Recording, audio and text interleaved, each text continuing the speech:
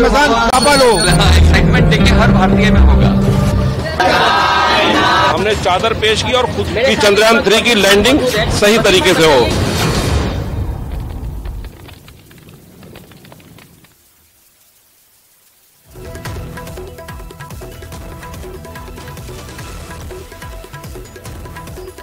और चलो चांद के पार, स्वागत है आप सभी का। आपके साथ मैं हूं स्वप्निल। घड़ी में 6 बजने को सिर्फ आधा घंटा और चंद मिनट बाकी हैं और चंद्रयान 3 का विक्रम लैंडर चांद की सतह पर उतरने के लिए बेकरार। दुनिया भर की नजरें हमारे चंद्रयान मिशन पर टिकी हुई हैं, क्योंकि चांद के साउथ पोल पर लैंड करने वाला भारत पहला देश बनने वाला है।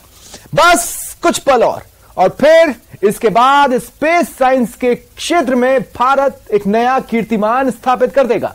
देश भर में लोग मिशन को सफल बनाने को लेकर पूजा पाठ कर रहे हैं और अमेरिका की नासा और रशिया की रोसकॉस्मोस की नजरें भी हमारे मिशन पर टिकी हुई हैं। वहीं दक्षिण अफ्रीका के दौरे पर प्रधानमंत्री नरेंद्र मोदी भी मिशन को लेकर पल पल की अपडेट ले रहे हैं और लैंडिंग कार्यक्रम के दौरान पीएम मोदी वर्चुअली जुड़े रहेंगे। बस कुछ क्षण और फिर चांद हमारा हो जाएगा।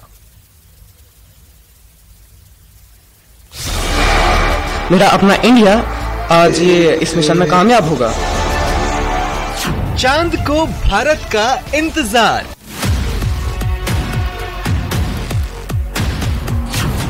लैंडिंग के लिए विक्रम बेकरार।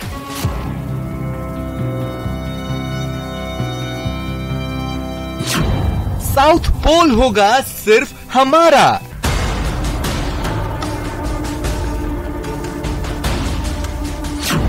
चांद पर लहरेगा तिरंगा प्यारा।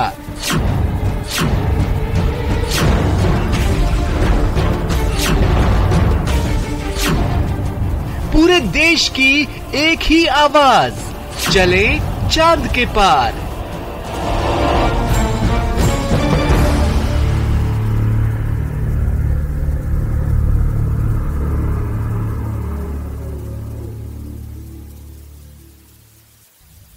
तो चलिए आपको चंद्रयान 3 मिशन से जुड़ी अपडेट बता देते हैं। कुछ ही देर में चांद पर चंद्रयान उतरेगा।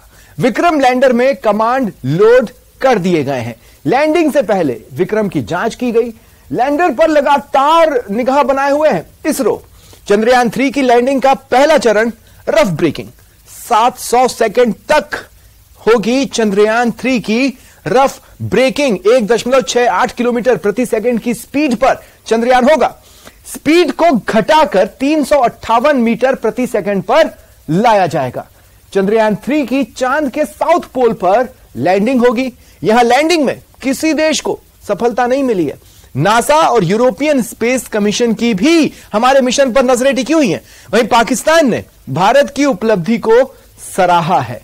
प्रधानमंत्री नरेंद्र मोदी जो कि फॉरेन टूर पर है, वो वहां से लगातार हमारे मिशन पर नजर बनाए हुए हैं, क्योंकि जाहिर तौर पर भारत आज एक इतिहास रचने वाला है और इससे दूरी कोई भी कैसे रख सकता है। देश के किसी भी नागरिक से पूछ लीजिए, आज सभी की नजरें या तो न्यूज चैनल्स पर है या नासा के उस माफ कीजिएगा इसरो के उस लिंक पर जिसके थ्रू चंद्रयान 3 की लैंडिंग सभी देखना चाहते हैं। लैंडिंग कार्यक्रम से वर्चुअली प्रधानमंत्री नरेंद्र मोदी भी जुड़ेंगे और इस ऐतिहासिक पल के गवाह बनेंगे। मुख्यमंत्री अशोक गहलोत भी चंद्रयान की लैंडिंग देखने वाले हैं, जबकि प्रदेश में तो खास तैयारियां की गई हैं। स्कूली छात्रों को इन्वाइट किया गया है सरकार की ओर से कि आइए हम आपके लिए व्यवस्था करते हैं, एक बड़ी सी स्क्रीन बनाएंगे और आपको इस मिशन की बारीकियां भी बताएंगे और साथ ही लैंडिंग के वक्त की खास तस्वीरें भी आपको दिखाएंगे। तो ये कुल मिलाकर एक खाका आपको बताया है किस तरह की लैंडिंग रहेगी, कितना इंटरेस्ट है, किस तरह से लोग इंतजार कर रहे हैं। चंद्रयान 3 के मिशन से जुड़ी ये अपडेट है। कुछ ही पलों की और बात है। कमांड लोड कर दिए गए हैं। विक्रम की जांच कर ली गई है। इसरो निगाह बनाए हुए है। लैंडिंग का पहला चरण रफ ब्रेकिंग है। 700 सेकंड तक चंद्रयान 3 की रफ ब्रेकिंग होने वाली है। देखिए स्पीड कितनी होगी, 1.68 किलोमीटर प्रति सेकंड की स्पीड होगी और इसी स्पीड पर चंद्रयान होगा। लेकिन इस स्पीड को घटाया जाएगा, चूंकि लैंडिंग करनी है, जाहिर तौर पर इस स्पीड को कम किया जाएगा। इस स्पीड को घटाकर 358 मीटर प्रति सेकंड पर लाया जाना है। चंद्रयान 3 की चांद के साउथ पोल पर यह लैंडिंग होगी। फिंगर्स क्रॉस करके देशवासी इंतजार कर रहे हैं जो जहां है जिस तरह से प्रार्थना कर सकता है कर रहा है, जिस तरह से दुआएं मांग सकता है मांग रहा है। ईदगाह हो या फिर अगर हम बात करें मस्जिदों की या मंदिरों की या गिरजाघरों की, ऐसी कोई धार्मिक जगह नहीं है जहां पर सभी ने मिलकर प्रार्थना न की हो इस मिशन को सफल बनाने की। ये देखिए बेहद ऐतिहासिक पल है जो कोई भी देश नहीं कर सका। किसी देश को भी इस मुकाम तक पहुंचने में सफलता नहीं मिली है, वो हमारा देश करने वाला है। ये कईयों की तो कुव्वत ही नहीं थी, कई जिनकी कुव्वत भी थी वो ट्राई कर रहे हैं लेकिन उनकी मेहनत सफल नहीं हो पा रही और सबसे करीब भारत पहुंच चुका है सफलता के और कुछ ही पलों में भारत ये सफलता हासिल भी कर लेगा। और देखिए जो लाइव तस्वीरें इस वक्त इसरो हमको दिखा रहा है चंद्रयान 3 की जुड़ी हुई अंतरिक्ष से, ये तस्वीरें लगातार आ रही हैं। अगर आप इसरो के लिंक पर नहीं है तो आप न्यूज चैनल पर हैं और अगर आप न्यूज 18 राजस्थान पर हैं तो आप इन तस्वीरों को देखते रहिए जो इन 4 शब्दों को सच साबित कर देंगे। आज चूमेंगे चांद को, क्योंकि चंद्रयान 3 की लैंडिंग होनी है और उसकी तैयारियां किस तरह से चल रही हैं। इस वक्त जो तस्वीरें आपको नजर आ रही हैं, अब से कुछ देर बाद यानी 12 मिनट बाद 5:44 पर ऑटोमेटिक सिस्टम एक्टिव हो जाएगा। मिशन ऑपरेशन टीम लगातार निगाह बनाए हुए है। जैसे ही लैंडर सही पोजीशन पर आएगा, team automatic landing sequence ALS launch कर देगी। 5:44 का समय तय किया गया है। ये लाइव तस्वीरें आपको दिखा रहे हैं। देखिए पूरी टीम लगातार डटी हुई है, हर एक रीडिंग्स ले रही है, हर एक चीजों को भाप रही है, डिसाइड कर रही है कि किस तरह से इस ऑपरेशन को आगे ले जाना है। देखिए इफ एंड बट्स की जो गुंजाइश थी ना, वो भी दूर कर ली गई है, क्योंकि सारी चीजें चंद्रयान मिशन के पक्ष में जाती हुई महसूस हो रही हैं। ऐसे में टीमें 5:44 पर लैंडर के सही पोजीशन पर आते ही, यानी लैंडिंग की तैयारी के लिए जो पोजीशन साइंटिस्ट चाहते हैं, ये टीम चाहती है, उस पोजीशन पर आते ही ALS यानी ऑटोमेटिक लैंडिंग सीक्वेंस को लॉन्च कर देगा। और ऐसा समझ लीजिए चांद पर जैसे ही सूरज उगेगा, इसरो का चंद्रयान उसके साउथ पोल पर लैंडिंग की कोशिश करेगा। मिशन कामयाब रहे, यही दुआएं की जा रही हैं। भारत चांद के दक्षिणी ध्रुव पर कामयाब लैंडिंग करने वाला दुनिया का पहला देश बन जाएगा और साउथ पोल पर पहली बार हमारे देश का झंडा तिरंगा लहराता नजर आएगा। इंडियन स्पेस रिसर्च ऑर्गेनाइजेशन यानी इसरो के मुताबिक लैंडिंग की प्रोसेस 5:44 पर एक्टिवेट कर दी जाएगी, यानी अब से ठीक 10 मिनट बाद, और उसके ठीक 20 मिनट बाद यानी 6:04 पर चंद्रमा की सतह पर चंद्रयान की लैंडिंग की जाएगी। 14 जुलाई को चंद्रयान को श्रीहरिकोटा से लॉन्च किया गया था। आज वो कहां है, क्या कर रहा है और लैंडिंग के लिए किस तरह से तैयार है, उसकी भी लाइव तस्वीरें आप तक पहुंचा रहे हैं। लगातार कमांड्स दिए जा रहे हैं वहां बैठी टीम को। तस्वीरें आपकी टीवी स्क्रीन पर है।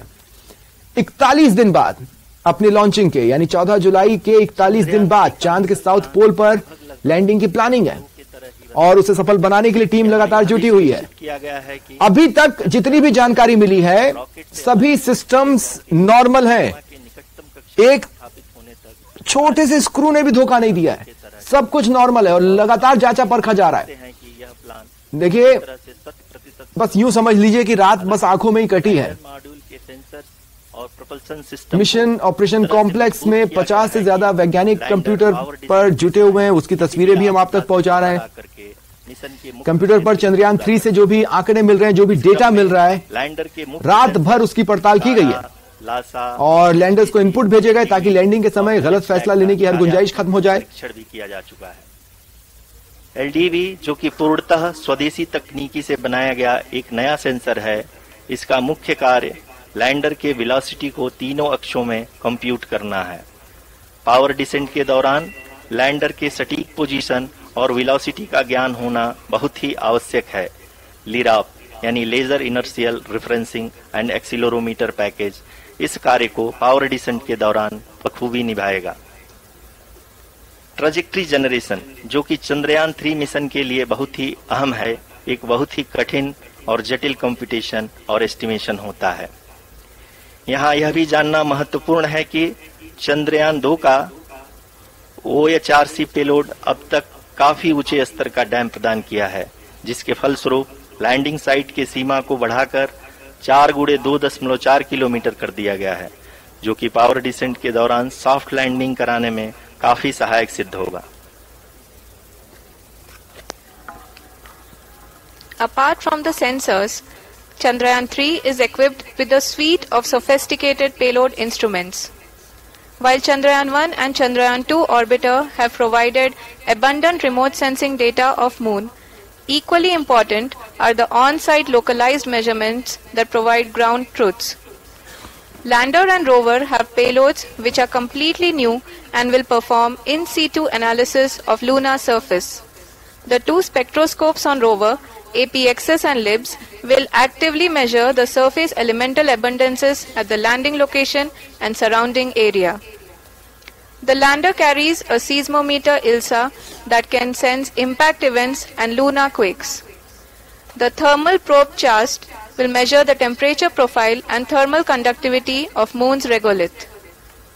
The Rambha payload will carry out lunar ionosphere studies, while the laser retroreflector array shall be a passive location indicator for future spacecraft equipped with laser altimeter. The propulsion module has not been left behind, and an experimental shape payload has been added to it as a value addition. It will help in understanding the nature and characteristics of water-rich planets and will also aid in the future study of potentially habitable exoplanets.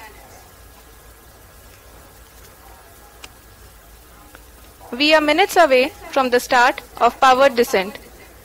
The entire powered descent shall be carried out by the onboard autonomous landing sequencer, or ALS, which is a series of instructions preloaded to the lander module. These instructions include the commands to be executed, data to be collected and analyzed, and decisions to be made and executed autonomously throughout the powered descent.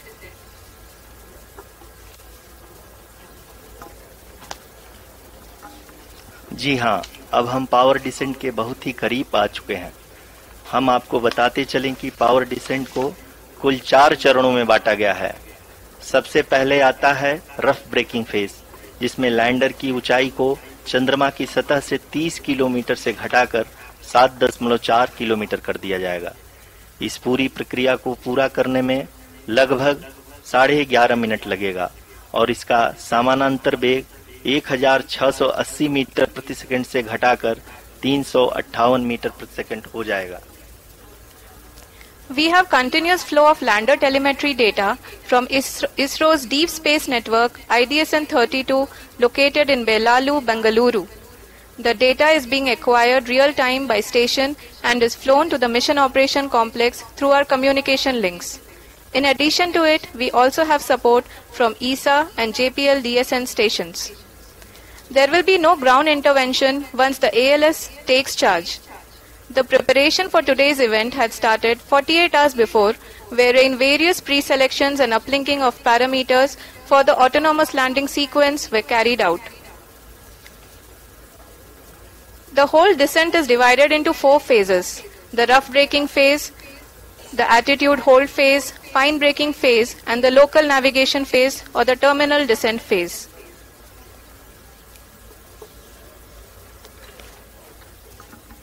जी हाँ, attitude hold phase, जो कि power descent का दूसरा चरण है, एक बहुत ही महत्वपूर्ण फेज है।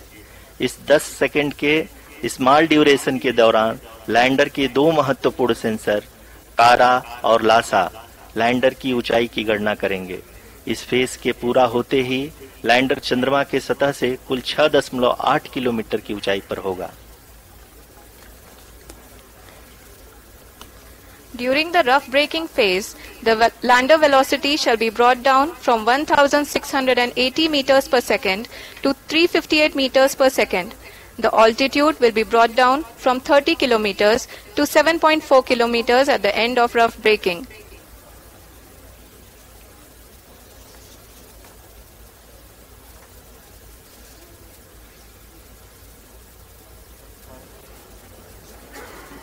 Currently, we can see the scientists are analyzing the lander data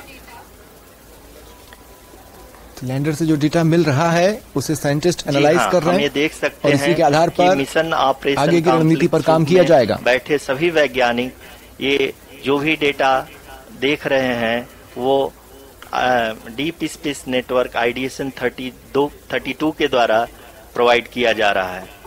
और अगर हम अब बात करें पावर डिसेंट के तीसरे चरण का, जो कि फाइन ब्रेकिंग फेज होगा, जिसमें लैंडर लैंडिंग साइट से जस्ट 800 मीटर की ऊंचाई पर वर्टिकली होगा। इस चरण को पूरा होने में लगभग 3 मिनट लगेंगे और इस चरण के पूरा होते ही लैंडर की वेलोसिटी लगभग 0 हो जाएगी। The scientists here at ISTRAC are glued to their systems, analyzing all sorts of complex data. We are very close to the power descent, to the start of the power descent phase.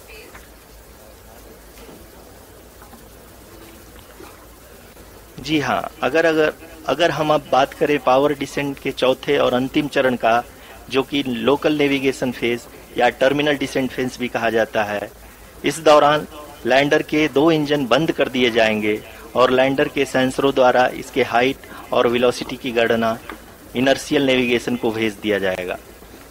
इस दौरान lander 150 metre की ऊंचाई को प्राप्त करने के बाद कुल 131 सेकंड लगाएगा। इस पड़ाव पे आने के बाद पुनः लैंडर 22 सेकंड के लिए हवरिंग करेगा।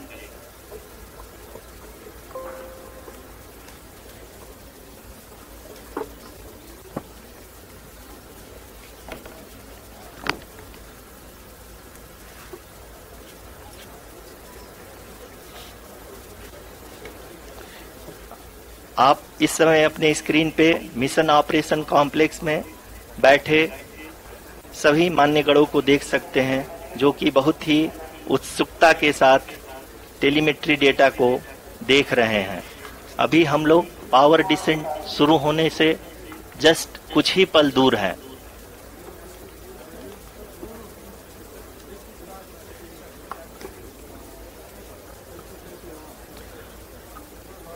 पावर डिसेंट शुरू होने में लगभग 30 सेकंड ही बचा है और हमको ये सारे data mission operation complex room में आइडिएशन 32 के द्वारा, जो कि लगातार लैंडर के कनेक्शन में बना हुआ है, प्रदान कर रहा है।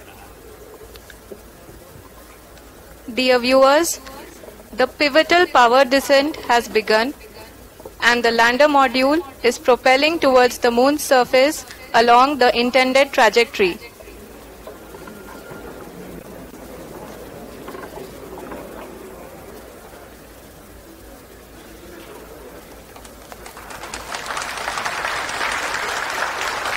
जी हाँ, अब हम देख सकते हैं रफ ब्रेकिंग फेज की शुरुआत हो चुकी है।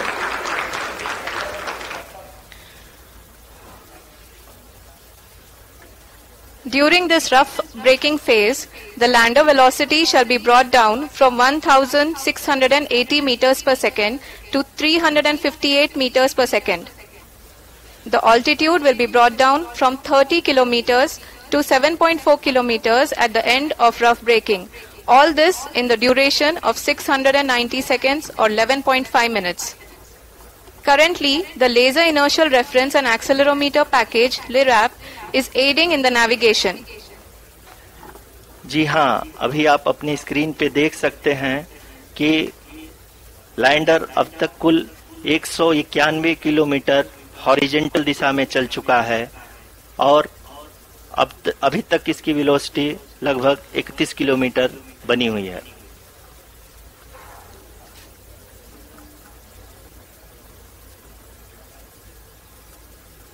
The lander module has traveled a distance of approximately 228 kilometers. The complete downrange that will be traveled during this phase shall be nearly 713.5 kilometers.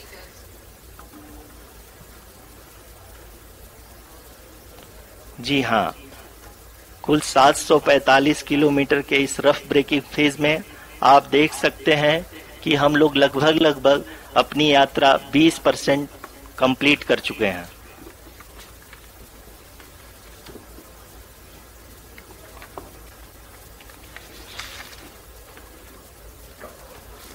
तो देखिए रफ ब्रेकिंग की यह शुरुआत हम कह सकते हैं कि बहुत प्रोसेस चालू हो चुकी है, सदी हुई है, जिसमें लैंडर सभी ने ताली बजाकर को अनुमानित तरीके इस घोषणा का दिल से स्वागत किया है।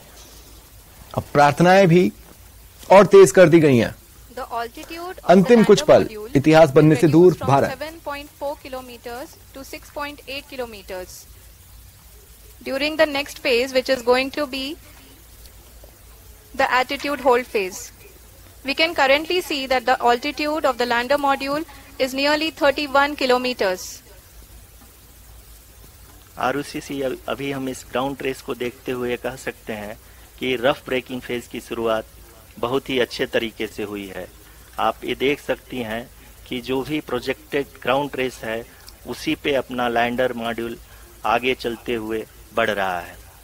अभी तक ये देखा जा सकता है कि लैंडर मॉड्यूल लगभग 370 किलोमीटर क्षैतिज दिशा में चल चुका है। The mission operations team is analyzing the data.